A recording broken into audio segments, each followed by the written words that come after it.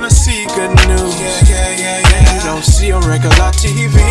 From another perspective, something relative to your needs. And we gonna have deep subjects, and we gonna turn the lens.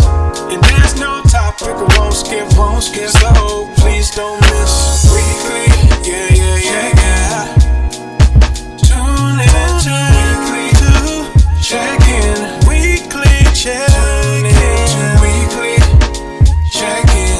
Weekly check in. Tune in to weekly. Tune in. Check in. Weekly check in.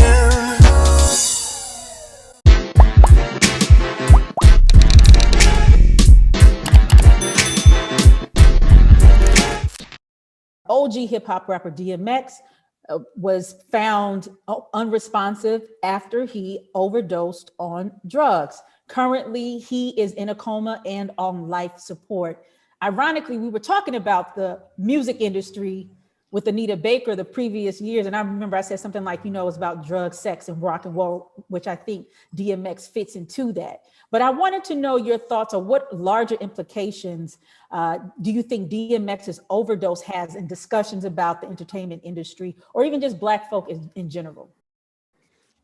For me, I think it goes bigger than just the industry, because if anybody knows, how his story started, or how he got tricked basically into being on crack, was when he was like 14 years old. Somebody he looked up to, like an uncle, laced his blunt with crack. They called him Primo. So somebody made him a Primo when he was 14 years old, and that's how he got hooked. And I think that's before he even got in the industry. So I think the conversation is more about how a lot of young Black youth get into these hardcore drugs very early on.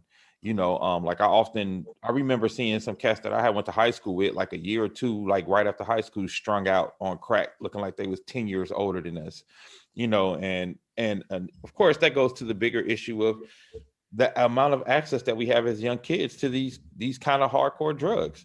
And then when it comes in regards to the, music industry, like you said, Kai, is sex, drugs, and rock and roll. Drugs are always there. Drugs are always available. And if you have an addictive personality, this is something that's going to be very difficult for you to try to navigate, because it's so simple. It's so easy. There were nights that I walked off stage and without even asking, somebody would just put a bag of cocaine in my hand. You know what I mean? Like, oh, good show, bag of cocaine. And I'm like standing there, like trying to get rid of it because I'm freaking out. Like, I can't be out here with a bag of cocaine. You know what I mean? Like, so, but it was, and then I started to see with other people, that's the norm. Like, they just shaking hands, getting the bag in their hand. I'm like, oh, this is what people do. You know what I mean? So I was like a little naive to the whole get down. So I can imagine what was being given to DMX on the regular, just as, because people use drugs as access, right? Like if they know you do a certain drug, they want to come bring it to you so they can kick it with you. You know what I mean? And I know that probably was happening a lot with DMX, and it's really sad, a really, really sad case with X, because I was, blessed enough to have a couple of times that I was able to meet him, talk to him, and be around him, and you could really tell the dude is a really, really good soul. Like a really good, genuine soul and a good heart. And he just got caught up in like a terrible life. He got caught up in some terrible things in regards to drugs and crack, and couldn't let it go. So it's really a sad moment in hip hop that we're going to lose somebody. And like my friend Ishmael said, like, we are losing our legends from our generation, like way, way, way too early. They're not growing old and aging out. Like, we are losing our cats way too early. So it's just, it's sad. And, I pray for his family.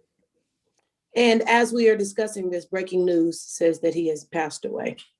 Oh, wow. As we are discussing it came, I have the news app, right? As a professor, I'm big on my students keeping up with the news. And as we discuss this, my heart grows heavy. My heart goes out to his family. My grandfather passed away yesterday. So I know what it feels like to be in that space of devastation, because although my grandfather was older, it was sudden. He passed away in his sleep. He wasn't sick and so we were in no way prepared for what we see to be as an untimely death. And I think that this brings us to a broader conversation about the role that racism plays in our lives, and the level of pain and trauma that Black people have to learn how to manage, even at an early age, right? The idea that even an uncle of his would be exposed to, cocaine or LASIK, being in an environment where cocaine is so normal, right, to deal with this level of pain, that then I think it's okay to lace a 14-year-old's blunt with cocaine speaks to how people feel, right? It speaks to the deeper things that are beat down in our souls, and that are in our generational trauma that we are experiencing, that not only an older generation as his uncle was dealing with this, but also then the child, right? This nephew, this niece, this cousin. And so for me, it's a broader conversation about how do we have real conversations about mental health?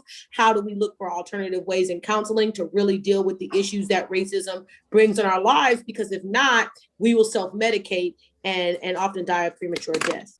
And I also want to add to this, because I've been in a lot of meditation in terms of what happened and how did it happen. I think we even need to even expand the contextualization of what it is that's going on. Dang, you're from LA, I'm from LA, Dr. Nelson, Sherise is from Oakland. These are some of the first cities that were hit by crack.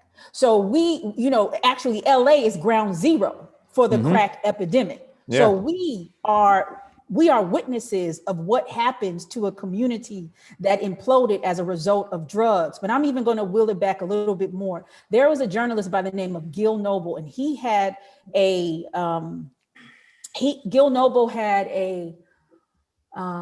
show called Tell It Like It Is. And one of his episodes, and it runs on the East Coast. So I never saw it until I moved to Jersey. And one of them laid out what happened after the Black Power movement, or as the Black Power movement is waning. The powers that be had to in some way control all of these, not only just Black people, but led by Black people, because you had the Brown Berets, you had the Red Berets, you had all of these people who were disenfranchised in their youth, raising up and seizing power when it wasn't inherited after the Civil Rights Movement. They had to do something. And what did they do? According to this coverage, they dumped drugs into the community, right? And so I think DMX is also a result of what happened in the late 60s, early 70s, definitely hitting hard in the 80s, when these Black communities who couldn't afford drugs because we were poor, like cocaine is a rich man's drug, right? Who couldn't afford these drugs begin to have this access, where I can remember speaking to an old head talking about when after the Watts riot, there was a parade, there was I forgot the name of it, but it was called the Watts Festival for many years. And he would say these random white people and some Black people would be walking through the crowds, giving people packs of what they said were vitamins. But what they found out, these were uppers and downers and all these mind altering drugs. Right? I remember that. Wow.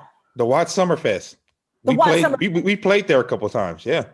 So this is going back from the 70s, and these all of these incidents that are happening. So I need to put it in context, because I think a lot of people, especially being from LA and knowing people in my family that had to deal with drug, and can tell you a whole bunch of, and seeing how my community overnight almost changed into an apocalyptic type of scene. Like say Zombieland.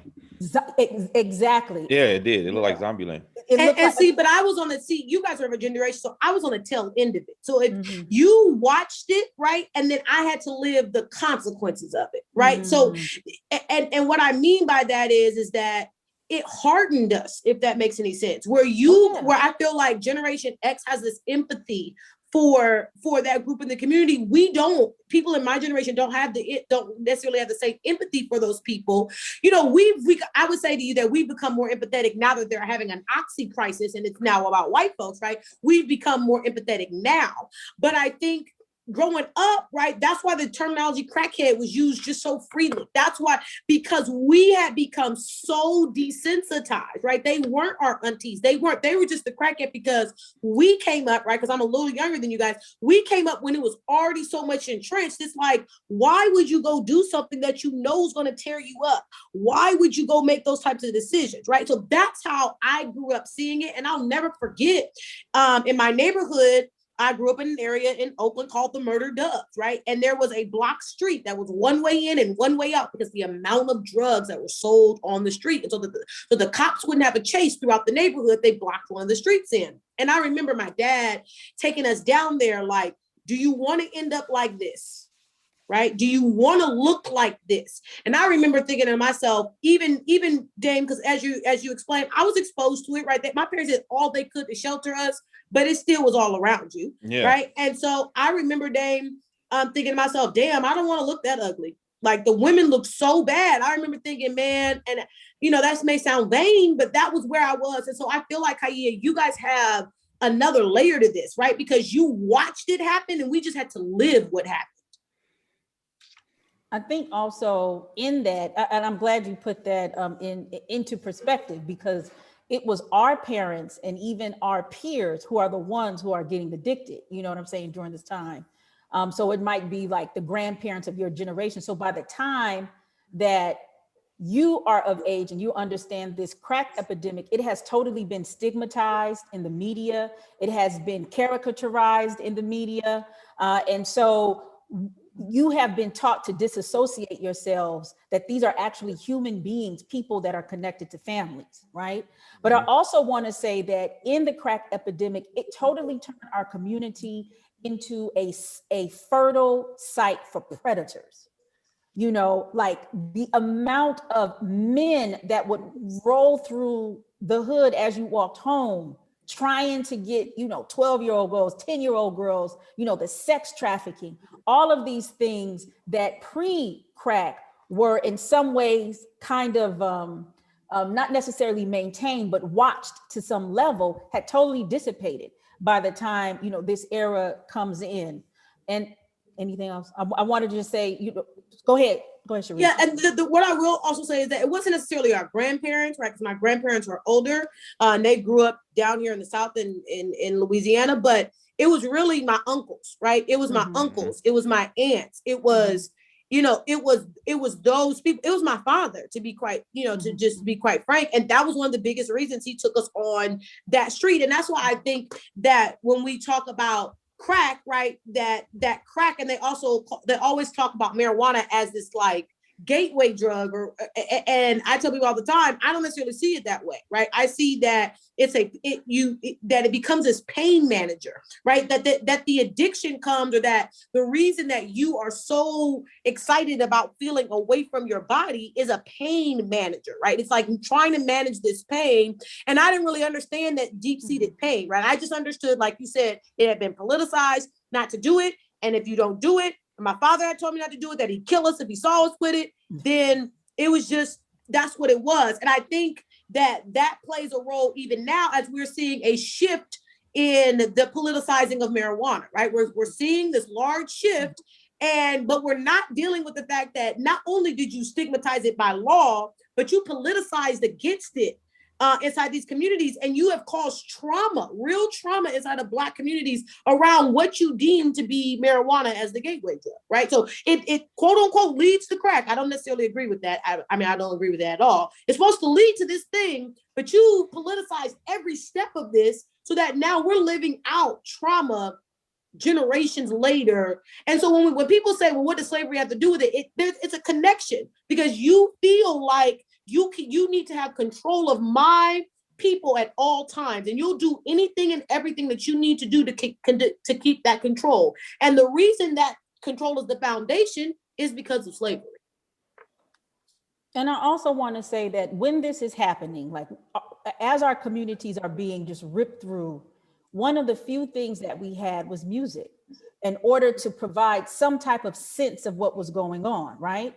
And so I've been in, like, I thought about this and how it was so critical, because when crack, let me just say this, as an Angelino, I cannot stand it when people chronicle hip hop and chronicle LA as being the gangster rap. People don't understand that before even what is known as NWA was called NWA, they were talking about the popo. They were talking about the drug dealers from the perspective of, if this happens to, if you do this, these are the negative consequences, and you're going to be selling drugs to your mama.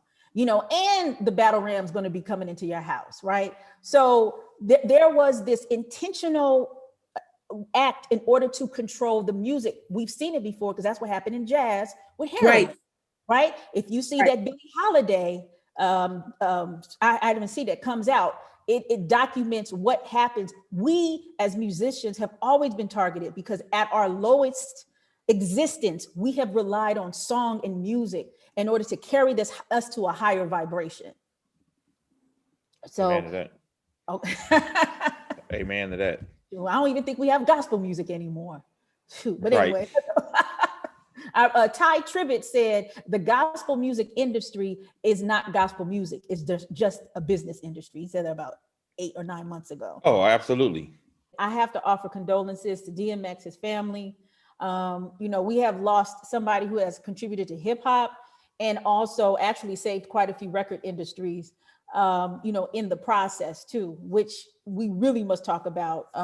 But I just do want to recognize that, and I offer you condolences for your grandfather as well. We've lost some real ones, and I hope these young folk take heed to what's going on in terms of the predatory culture that is in music.